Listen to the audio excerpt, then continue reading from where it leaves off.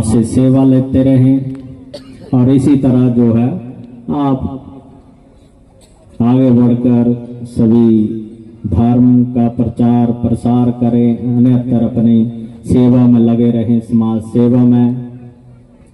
और इस कमेटी की शुरुआत करने वाले हमारे शर्मा जी, जो कि हमारे बीच में नहीं हैं लेकिन उसकी नींव रखने वाले वही हैं, तो बाबा बालकनाथ जी महाराज उनके परिवार को बल बख्शें एवं उनकी आत्मा को शांति प्रदान करें, अपने चरणों में लगा के रखें।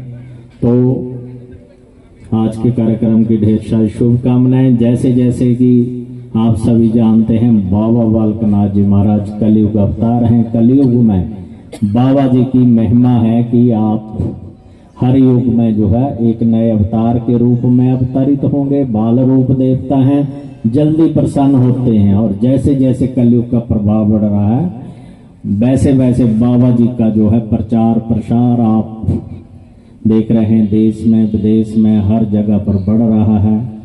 तो जो आपकी इसमें सबसे जरूरी जो है वो है श्रद्धा विश्वास। अगर आपका विश्वास जो है अखंड है, कहते ना एक साधे सो सब साधे, 100 साधे तो सब भागे। तो एक को ही साधने से मानने के उनके प्रति आप नतमस्तक हो जाएं। जो भी कामनाएं हैं, जो भी आपकी इच्छाएं हैं, जो भी फल चाहते हैं वो आपको प्रदान करते हैं, लेकिन आपका विश्वास सबसे जरूरी जो है, अखंड विश्वास जो है, श्रद्धा होना बहुत जरूरी है। तो अखंड विश्वास के साथ मांगे जो भी, क्योंकि बाबा जी को वरदान है, आप सभी जानते हैं कि हर तरह का रोग दोष भय पाप दोष इत्यादि जो है उनके दर्शन करने मात्र से ही उनका पापों का नाश हो जाता है। और हर तरह की धन दौलत ऐश्वर्य आदि जो भी संपदाएं हैं उनको पूजा करने से, मानने मात्र से जो है हर तरह की धन दौलत ऐश्वर्य आदि संपदाओं की जो है पूर्ति होती है। तो इसलिए कहते ना, जैसे कि आपकी जो है कहते नीत और प्रीत, आपकी नीत सही होनी चाहिए और आपकी इष्ट के प्रति जो है प्रीत जो है वो सही होनी चाहिए, सीधी होनी चाहिए। अगर हम कोई भी कार्य है एक नीत के साथ, साफ सुथरी नीत के साथ करते हैं, मानते हैं, करते हैं, उस रास्ते पर चलते हैं मार्ग पर, तो आपको हर तरह की जो है फल प्राप्ति जो होती है, जो कि लंबे समय तक प्राप्त होगी, आपको रहेगी, टिकाऊ रहेगी। आज के समय में क्या चल रहा है हम देख रहे हैं, कलयुग है, कलयुग को वरदान है, इसमें धर्म भी इतना ही होगा, पाप भी उतना ही होगा। तो वह आप सभी जानते हैं, देख ही रहे हैं समाज में जो भी कुरीतियां चल रही हैं, हर तरह का पाप दोष नशा इत्यादि सब चल रहा है और बढ़ चढ़ कर चल रहा है। और उसका दूसरा पहलू है कि धर्म प्रचार प्रसार वह भी वैसे ही चल रहा है। और कलयुग में अगर हमने इसमें रहना भी है, जीवन यापन भी करना है, लेकिन उसके साथ साथ जो है हमने जो हमारी संस्कृति है, अपने संस्कार हैं, उनको संजोए रखना है, अपने धर्म का अनुसरण करना है। और राष्ट्र परमो धर्म, तो राष्ट्र जो है हमारा सबसे बड़ा, राष्ट्र के प्रति ईमानदार रहना, अपने राष्ट्र का जो है सबसे बड़ा हमारा राष्ट्र जो है, राष्ट्र धर्म जो है सबसे जरूरी है। अगर आप जिस देश में रह रहे हैं, जिस स्थान पर रह रहे हैं, प्रदेश में रह रहे हैं, तो उसके प्रति ईमानदार रहना है, जागरूक जो है नागरिक बने। क्योंकि धर्म का अनुसरण करते हुए जब हम किसी मार्ग पर चलते हैं तो उसमें बाधाएं तो आती ही आती हैं, आएंगी, लेकिन वो बाधाएं भगवान आपकी निष्ठा देखकर जो है उनको दूर करते जाएंगे और आप उस मार्ग पर आगे प्रस्तुत होते जाएंगे। तो इसलिए अपना जो धर्म है, हमारा सनातन धर्म है, हमारी संस्कृति है, हमारे संस्कार हैं, जो मूल्य हैं, उनको हम भूलते जा रहे हैं, उनको छोड़ते जा रहे हैं, अन्यतर धर्मों का अनुसरण करने में लगे हैं, तो उससे कुछ लाभ नहीं मिलने वाला। क्योंकि जिस धर्म में हमारा जन्म हुआ है, क्योंकि जब हमारा जन्म होता है तो उस समय जो भी धर्म और हमारा जो भी कुलिष्ट देवी देवता हैं, आराध्य देवता हैं, आपके कुल देवता हैं, जिस गांव देश काल खंड में जहां भी आपका जन्म होता है तो हम उनके दायरे में आ जाते हैं उसी समय से। तो उनको मानना और उसका अनुसरण करना जो है हमारा परम कर्तव्य बन जाता है। तो वो कर्तव्य निभाने हैं, बच्चों को संस्कृति को में अपनी में संजोए रखना, ये माता पिता का काम है। अच्छे संस्कारों में संजो के रखना है, ये भी माता पिता का, कि जो भी हमारे संस्कार हैं वो हमारे परिवार से शुरू होते हैं। जो परिवार में माहौल होगा, जो अनुसरण आप कर रहे होंगे बच्चों के ऊपर, सीधा प्रभाव उसी का पड़ता है।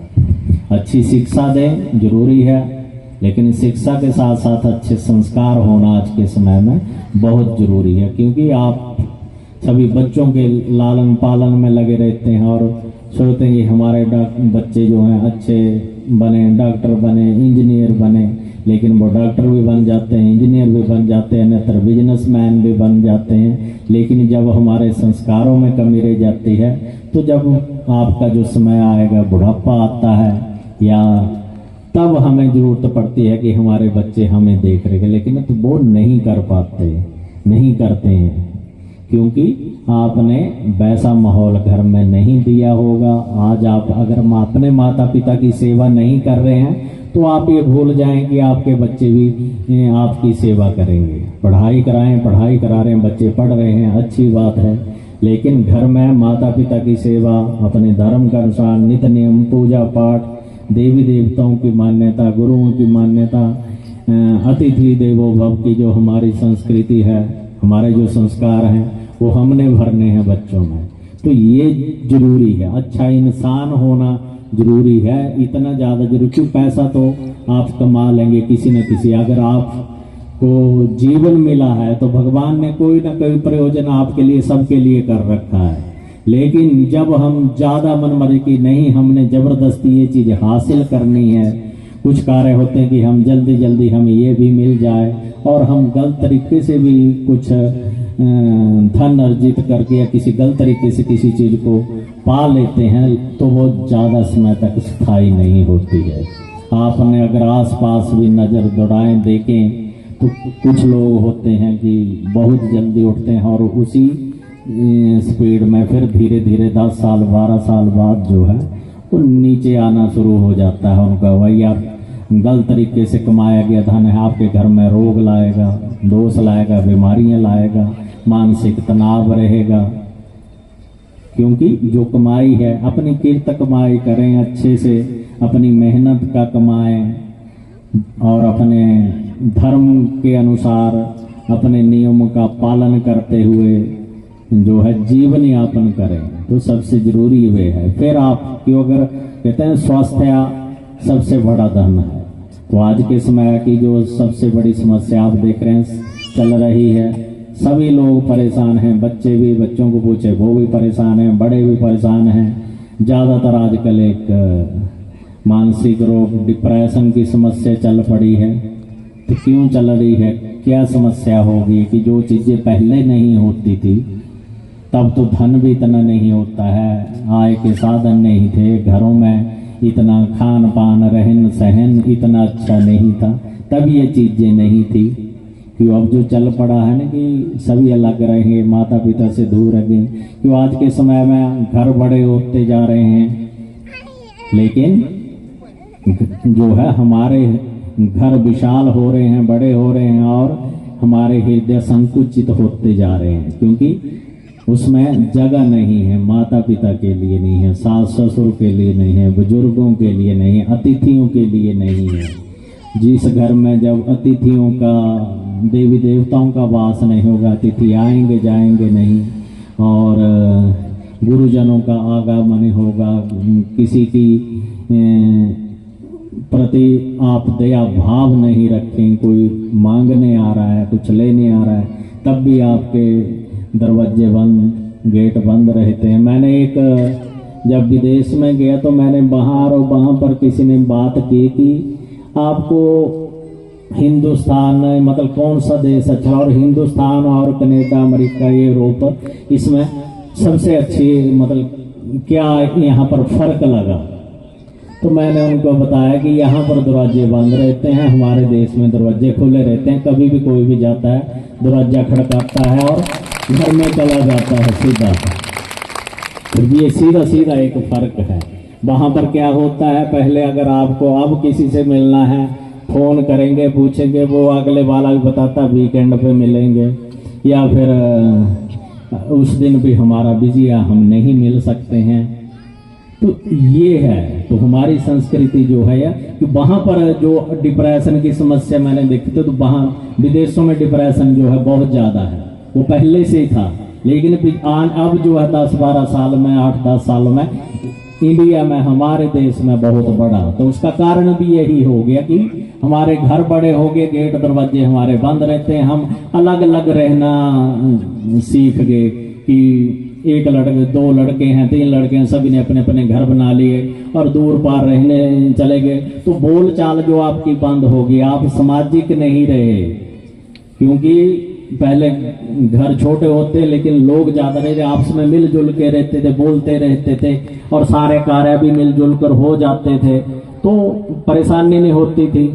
लेकिन अब आपको बोलने चालने के लिए कोई नहीं है, ऊपर से फोन है, बस उस पे ही घर में भी बैठे हैं तो उससे ही मैसेज पे बात हो रही है, फोन पे भी ठीक है। तो हमारा मेन कारण जो है हमारी परेशानियों का, दुखों का यही है। तो इसलिए खुद के लिए समय निकालें, 24 घंटे का समय होता है आपके पास, तो उसके बीच में आपने भजन भी करना है, क्योंकि कलयुग केवल नाम अघारा, कलयुग में नाम की महिमा है, संकीर्तन की महिमा है। तो उसमें आपने सुबह शाम अगर हम 24 मिनट कहते हैं ना, एक घड़ी में भी भगवान, कलयुग को तो वरदान ही है, इसमें तो बहुत जल्दी भगवत प्राप्ति कर सकते हैं आप। जहाँ हजारों साल पिछले युगों में हजारों साल तपस्या करने के बाद जो है जिस फल की प्राप्ति होती थी भगवत प्राप्ति, वो एक घड़ी में भी, और एक घड़ी मतलब 24 मिनट का समय होता है। तो अगर हम 24 मिनट सुबह, 24 मिनट शाम भी, शाम को जो है एक निस्वार्थ भाव से बाकी सारे काम छोड़ के बैठ जाएं, टाइम लगाएं और सीधा जुड़ें। जो जाप है ना, जो कहते हैं ना हम सिमरन करें, हम तो चलते फिरते कर लेते हैं, तो चलते फिरते जो होता है वो सिमरन होता है, और जाप जो है वो बैठ कर ही होगा, विधि पूर्वक जब हम करते हैं ना, धूप दीप लगाया, बाबा जी को जोत लगाई, बैठे हैं, एक माहौल चाहिए होता है, उसमें सकारात्मक ऊर्जा आसपास आपकी होनी, तब आपका मन लगेगा। चलते फिरते तो काम भी कर रहे, खा भी रहे, मन में चल भी रहा है, फल उसका भी है, लेकिन वो 10% है जो आप प्रॉपर बैठ कर समय लगाएंगे, वो उसका 100% आपको मिल रहा है। तो ये समय निकालना है आपने, तो उसके लिए 24 घंटों में से अगर 1 घंटा हम जो निकाल लेते हैं खुद के लिए, सिमरन के लिए, तब भी हमारा काम हो जाएगा आज के समय में। उसके पश्चात स्वास्थ्य के प्रति जागरूक रहें, क्योंकि 1-2 घंटे, 1 घंटे 24 घंटे में से 1 घंटा आप अपने स्वास्थ्य के लिए बाहर निकल जाएं, नेचर के साथ जुड़ें, खेतों में चले जाएं, पार्क में चले जाएं, घर से निकलें। क्यों आपकी जो समस्या है वो घर में बैठने, अंदर से जो एसी रूम लगा रखे हैं और इके हैं, बिल्डिंगें बनी हैं, सीमेंटेड मार्बल लगा है, हम प्रकृति से नहीं जुड़ पा रहे हैं किसी भी तरह।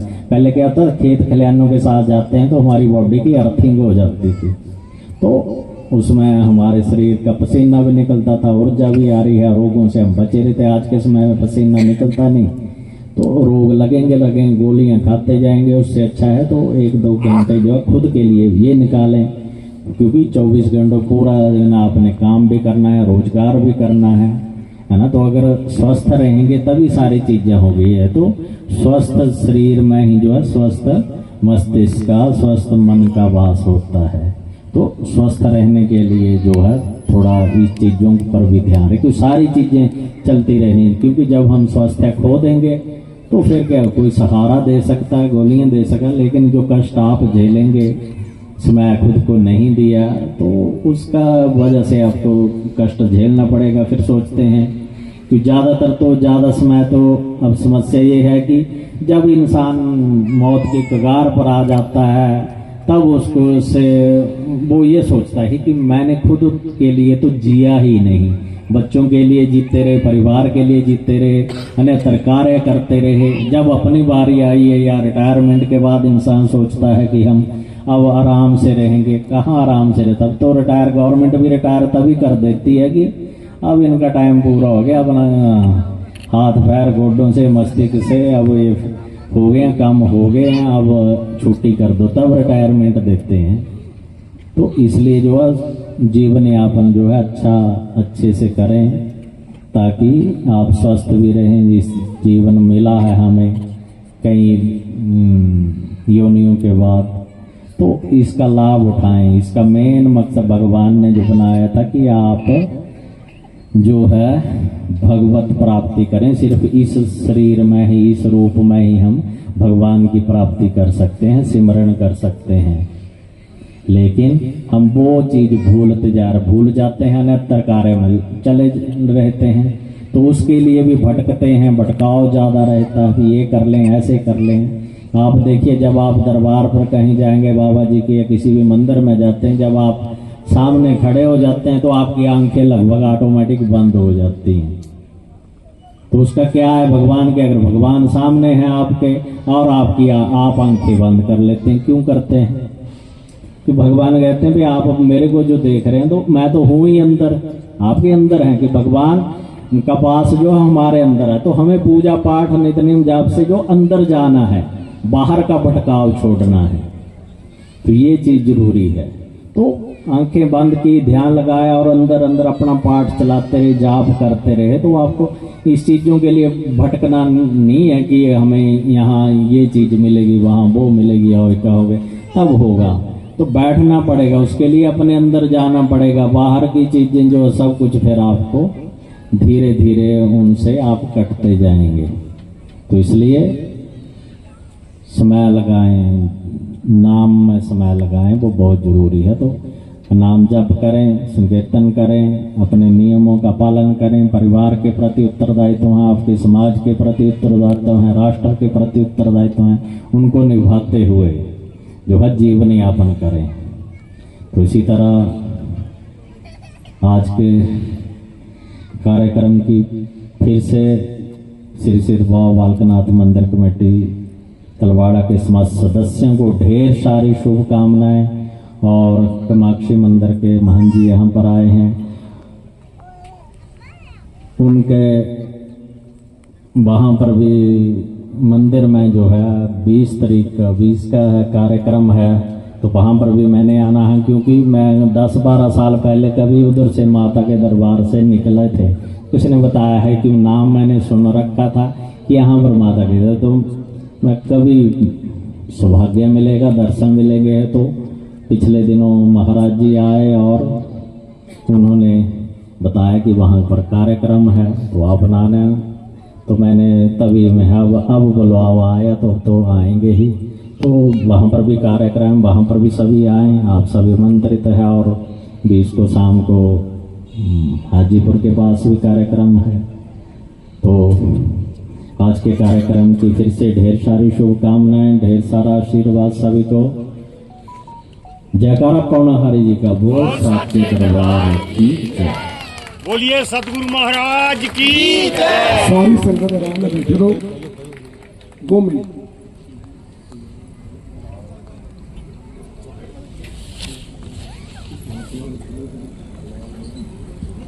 महाराज जी, ਤੁਹਾਡੇ ਚਰਨਾਂ 'ਚ ਬੇਨਤੀ ਹੈ कि आओ साड़ी